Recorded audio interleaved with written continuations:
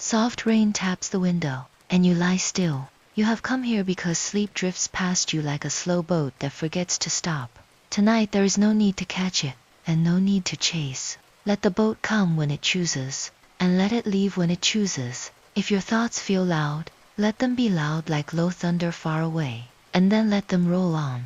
If your heart feels quick, let it be quick, like a mild bird that flaps once and then folds its wings. The margin wraps around you, and the wrapping is gentle like a blanket that has learned the shape of your shoulders over many winters. The woman and the boy fade into the paper, and the fading is slow like ink that dries while you watch.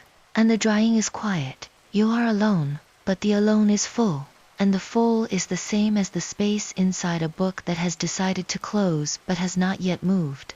The cover lifts, and the lifting is not done by hands. It is done by breathing, and the breathing is slow enough to lift nothing heavier than a thought. The cover closes, and the closing is soft like the way evening closes over a town that has no need for streetlights. The sound is a mild sigh, and the sigh travels across the room, and the room receives it like a guest who has been expected for years. You stay inside the closed book, but you are not ink. You are the blank space after the last sentence, and the blankness is warm. The rain has stopped, but the memory of rain is still there, and the memory is enough to keep the river flowing, and the river is enough to keep the margin wide. The clock is silent, and the silence is round and smooth like a pebble that has been carried in a pocket until it forgets it was once a stone. The lamplight is out, but the darkness is not dark. It is dim like the color of closed eyelids seen from the inside. You breathe, and the breathing is the only story left, and the story is enough. The book rests on the desk, and the desk rests on the floor, and the floor rests on the earth, and the earth rests in space, and space rests in the blank page that follows every ending. You rest there too, and the resting is gentle, and the gentle is endless in the way that a circle is endless, and the circle is mild. Nothing more is needed, and nothing more arrives, and the nothing is full, and the full is quiet, and the quiet is yours. Stay inside the quiet for as long as you like, and the liking is rest, and the rest is sleep, and the sleep is the next blank line waiting for you to decide when to begin. When you are ready, place your hand on the closed cover, and feel the coolness, and know that the coolness is the same as the cool side of a pillow that waits for your cheek. The room is still, and the stillness is kind, and the kindness is enough to hold you until morning, and morning is not yet written. Breathe once more, and let the breath be slow, and let the slow be enough, and let the enough be all. The story is over, but the book remains, and the remaining is gentle, and the gentle is yours. Close your eyes now, and feel the cover close inside you, and the closing is soft, and the soft is sleep, and the sleep is the blank page that waits for your next breath. When you wake, the next line will be there, but only if you want it. Until then, rest, and let the river turn its page in its own time. You do not close the book yet. You only let the cover rest under your palm, and the resting is enough. The lamplight dims, but it does not go out. It only forgets to be bright, and the forgetting is soft like the way evening forgets the color of roses. The rain continues, and the sound is now inside the room as well as outside, because the windows have opened themselves a crack, and the crack is wide enough for sound, but not for cold. The clock forgets to ticks, and then 3, and the forgetting is gentle because time has decided to be generous tonight.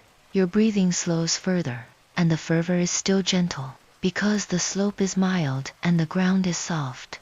The book waits, and the waiting is patient, because books are used to being open long after the reader has gone. You are not gone, you are only traveling sideways into the margin, and the margin is dim and smells of tea that has cooled to the same temperature as your skin. The margin widens, and the widening is slow like the way snow spreads across a field that has no fence. You step into it, but you do not step with feet, you step with breath, and the breath is enough. The woman and the boy are there, but they are only outlines, and the outlines are soft like chalk drawings that have been smudged by a gentle sleeve. They sit on the bench again, but the bench is now beside the river inside the margin, and the river is made of blank paper that has forgotten to be white. You sit too, and the sitting is easy, because the bench is wide, and the wideness is rest. No one speaks, because the margin is quiet, and the quiet is the same as the space after a sentence that has decided to end before the verb. The river flows, but the flowing is so slow that it looks still, and the stillness is kind because it gives the paper boat nowhere to go, and the nowhere is peaceful. The boat is white, and the white is dim like the color of lamplight, seen through eyelids that are almost closed. You watch the boat, and the watching is not looking, it is breathing, and the breathing is enough. The rain outside fades, but the fading is so gradual that you cannot name the moment when sound becomes memory, and the memory is soft like wool that has been washed many times. The clock in the hallway gives one last tick, and the tick is so low that it might be the sound of your own heart heard from the outside. The lamplight is now the color of moonlight, seen through thin curtains, and the curtains are not there but the idea of them is, and the idea is mild. The book is still open, but the pages have stopped turning, because the pages have learned how to turn themselves, and tonight they choose to rest. You rest with them, and the resting is the same as the moment before a page is turned, and the moment stretches like soft dough pulled by patient hands. The candle in the story burns lower, but it does not flicker, it only grows shorter, and the shortening is gentle, like the way evening grows shorter when summer is tired. The woman and the boy watch the flame, and their eyes reflect the gold, and the gold is the same color as the lamplight that now rests on the page in front of you. The page turns, and the turning is so slow that you do not hear the paper. You only feel the air move like a sigh that has decided to travel horizontally. Now the candle is out, but the darkness is soft, and the softness is the same as the darkness behind your eyelids when you blink but do not open again fully. The woman and the boy stay seated, and the river turns another page, and the new page is blank, and the blankness is not empty but full of quiet that has not yet found its shape. They wait, and the waiting is easy, because they have practiced it for years, and the practice has made the waiting feel like rest. You rest too, and your rest is part of their rest, and the boundary between you and them is as thin as a single sheet of paper held up to dim light. The rain outside repeats its sentence, and the sentence is long, and the words are always the same, and the sameness is a cradle that rocks the house, and the house rocks the chair, and the chair rocks you. The clock ticks once more, and the tick is softer, as if the clock has covered its mouth with a wool sleeve. The book continues, but the letters are larger now, and they arrive more slowly, and the slowness is kind because it gives you time to see the shape of each letter before it lies down. The woman stands, and the boy stands, and they walk back along the street, and their footsteps sound like pages turning very far away, and the distance is measured in heartbeats rather than meters. They reach the doorway, and they pause, and the pause is held like a breath that has forgotten it must eventually leave. Then they step inside, and the door closes without a sound, because the hinges are made of sentences that have been read so often they have grown smooth. The street is empty, and the empty is soft, and the soft is full of the hum that still travels from the river, and from the rain, and from you. The page turns, and the new page is the last page of the chapter, and the chapter ends without announcement, because endings are quiet in this town. The blank space below the final line is large, and the largeness is inviting, and the invite is not spoken but breathed. You breathe with it, and your breath is slow, and the slowness is the same as the river, and the river is the same as the rain, and the rain is the same as the space between one word and the next. Your hand rests on the cover, and the cover is cool again, but the coolness is mild like the cheek of a child who has been sleeping for hours. A woman walks out of a doorway, and her coat is the color of old parchment, and the hem brushes the ground with a low whisper. She carries nothing, and she walks toward the river, and her footsteps sound like pages turning far away. You feel your own feet rest against the sheet,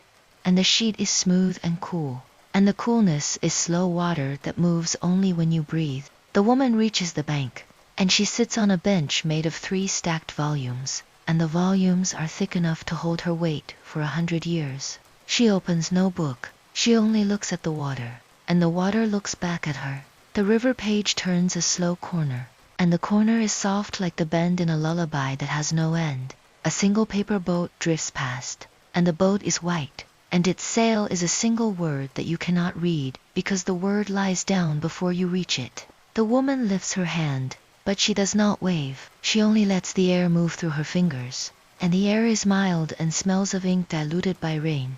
The clock in the hallway forgets a tick, and then remembers it, and the remembered tick lands gently, like a moth that finds the right leaf. Your eyelids lower, but they do not close. They rest halfway, and the halfway place is dim like the space under a closed cover.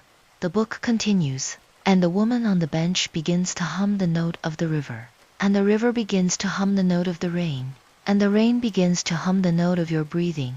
All three notes are one note, and the note is low, and it travels through the wool blanket, and through the sheet, and through the skin of your chest, and it settles in the quiet drum behind your ribs. There is no hurry, and there is no story that needs to end before morning. The page turns again, and the turning is slower, as if the paper itself has grown drowsy and forgotten why it moved. New lines arrive, and they speak of a small boy who walks out of the same doorway the woman left, but he walks much later, and he walks barefoot because shoes are too loud. He carries a candle that has burned halfway, and the flame is steady because the air is still, and the stillness is kind. He walks to the bench, and he sits beside the woman, and the woman puts her arm around him like a cover closing over a book that has been read many times. No words pass between them, because words are heavy and might wake the roofs. Instead, they breathe together, and their breathing matches the river, and the river matches the rain, and the rain matches you. You feel the chair beneath you soften, and the softening is slow like butter left in a dim kitchen, and the kitchen is far away. Your head leans forward, but only a little, and the little lean is enough for the edge of the blanket to touch your cheek, and the touch is mild and smells of wool and old paper mixed. You are safe under this wool blanket, and the dim room holds you like a closed book holds a pressed flower.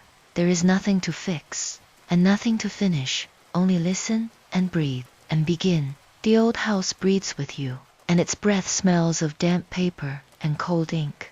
A soft bulb glows above the desk, and its light is the color of warm milk. On the desk rests a book, bound in pale yangpi, and the cover is cool under your fingertips when you let them rest there. You do not open the book yet. You only let the coolness travel up your fingers, and then down your wrist, and then into the slow pulse that beats inside your sleeve.